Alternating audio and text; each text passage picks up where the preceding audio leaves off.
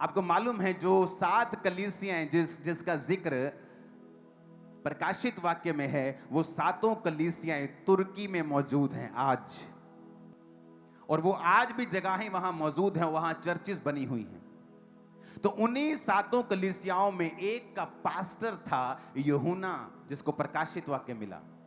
और जब वो वहां पर इफिसुस में प्रचार कर रहा था और लोग उसकी फॉलो करने लगे थे, और हजारों लोग उसको फॉलो करने लगे थे, क्योंकि वो परमेश्वर का चेला था और उसके द्वारा परमेश्वर ने मिरेकल्स किए थे, और वो परमेश्वर के सुसमाचार को और उसकी गवाही को बताता था कि वो जी उठा। तो इससे भय खाकर रोमी अंपायर ने, उससे राजा ने भय खाया और 95 एडी में उसको बुलाया और जलते तेल में डाला, और वो जब नहीं मरा तो उससे वो डर गए और उसे पतमुस नामक टापू के ऊपर छोड़ दिया गया। ये पतमुस नामक टापू आज के देश, जो आज जहां पे है, उस देश का नाम है ग्रीस। तो उन टापुओं के ऊपर वो लोग उनको छोड़ देते थे, और वो जो कैदी थे सारा टापू घूम सकते थे, लेकिन उस टापू के ऊपर जिस तरह कैदियों को जेल में सरकार द्वारा खाना दिया जाता है, वहां पर उनको खाना नहीं दिया जाता था।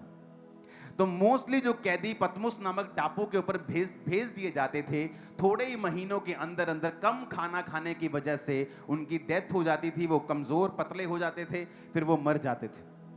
तो इसलिए कि यूहन्ना को वहां पे डाल दिया गया कि हम इसको वैसे मार नहीं पाए, तो ये अपनी मौत वहां पे मरे। और उनको मालूम था कि कुछ ही हफ्तों और महीनों में यूहन्ना वहां पे जाएगा, क्योंकि वो बूढ़ा हो चुका है। लोगों के हिसाब से वो पनिशमेंट के नीचे है, वो दुखी हो रहा है, उसको हमने नप लिया, उन्होंने दब लिया, पर वो एक ग्रेटेस्ट काम करने जा रहा है। इमेजिन वहां पे क्या हुआ। वहां पे प्रकाशित वाक्य नाम की दुनिया की सबसे उत्तम, दुनिया का सबसे उत्तम अध्याय, दुनिया की सबसे उत्तम पुस्तक की सबसे उत्तम पुस्तक वहां पे लिखी जानी थी। उन 18 महीनों के पीरियड में यूहन्ना ने वहां यीशु मसीह को साक्षात देखा और उस पुस्तक को लिखा। जिस जगह यूहन्ना ने दर्शन पाया, उस गुफा की पिक्चर है मेरे पास, वो दिखाना जरा। इस जगह यूहन्ना ने परमेश्वर के प्रकाशित वाक्य को पाया था। इमेजिन करो वो ग्लोरी कि उस केव में परमेश्वर आपको दर्शन दे रहे हैं। और वहां अगर आप केव को जाके घूमेंगे तो वहां पे केव में जब यीशु मसीह ने दर्शन दिया था, वहां 3 दरारें आ गई थी केव में। उस गुफा में 3 दरारें हैं, बाप बेटा पवित्र आत्मा। शैतान के हिसाब से इसे खत्म कर दिया गया है। परमेश्वर कहता नहीं, इस दुनिया का मालिक मैं हूं, इस वर्ल्ड का मालिक मैं हूं, कुछ भी मेरी मर्जी के बिना नहीं होता है।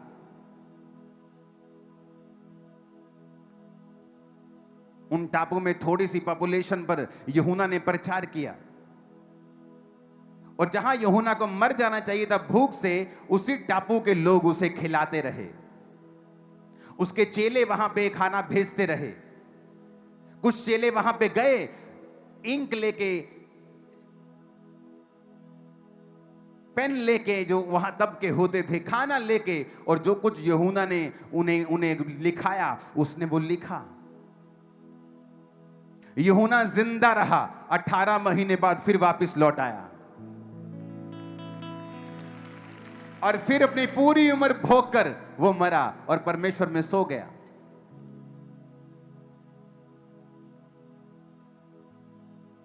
जब परमेश्वर काम करने में आता है, वो राजाओं को भी फेल कर देता है। वो ये दिखाता है कि मैं राजाओं का राजा हूं। ये हुकूमतें जो चला रहे हैं, मैं इनके ऊपर हूं जो हुकूमत चला रहा हूं। जब कलीसियाएं सताव के नीचे होती हैं, उन्हें लगता है हम नष्ट हो रहे हैं। आप नष्ट नहीं हो रहे हो, आप एक ग्रेटेस्ट बीज बनने के लिए जा रहे हो।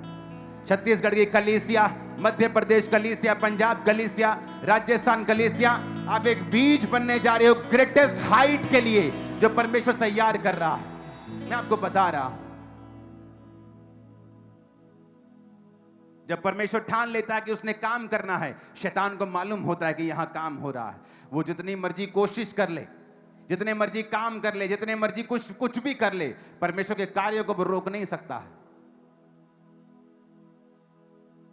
उस समय दुख लगता है कि ओह, यूहन्ना को कैसे बंदी बना लिया गया, परमेश्वर ने इसे छुड़ाया क्यों नहीं। लेकिन परमेश्वर जानता था कि मैंने इसे वो प्रकाशित वाक्य देना है जो पॉसिबल नहीं है इफिसुस में रहते हुए कि ये लिख पाए। तो परमेश्वर ने उस टापू में उसे भेजा जो बियाबान था, जो सुनसान था, जहां बहुत ही कम आदमी थे, बहुत कम खाने नाम की कोई चीज नहीं उगती थी वहां पे।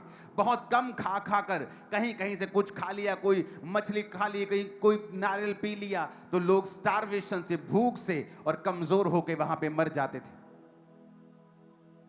लेकिन परमेश्वर का कार्य देखो, वो कहता है सब बातें मिलकर भलाई को पैदा करती है जो मुझसे प्रेम करते हैं, अर्थात वो जो मेरी इच्छा के अनुसार बुलाए गए हैं। आपकी लाइफ में कई बार आपको लगता है कि ये क्या हो गया, इतनी बड़ी मुसीबत कैसे आ सकती है, लेकिन आप नहीं जानते उस मुसीबत से परमेश्वर एक बहुत ग्रेट चीज निकालने वाले हैं। वो ऐसी ग्रेट होगी सदियों तक याद रखा जाएगा उसे। वो ऐसी ग्रेट होगी जबकि 7 पीढ़ियों तक, 1000 पीढ़ियों तक जाएगी। वो ग्रेटनेस ऐसी आपकी स्पिरिट में परमेश्वर डाल देगा।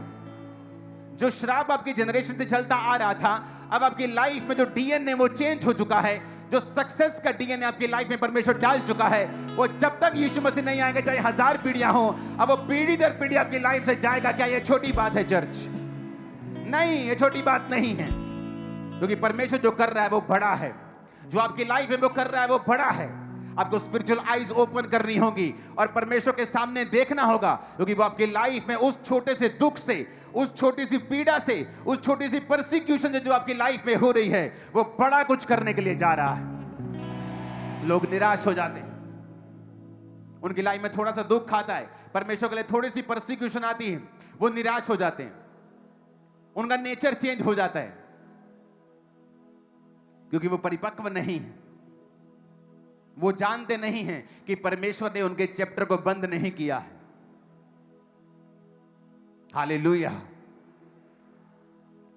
वो एक नई स्पीड के लिए उसने किया है। उसने थोड़ी देर के लिए आपको रोका है, आपकी सर्विस करने के लिए। उसने थोड़ी देर के लिए आपको स्टॉप किया है, आपको कूल करने के लिए। आप डबल स्पीड से आगे भागने वाले हैं। और आमीन खड़कने वाला चाहिए शैतान के कानों।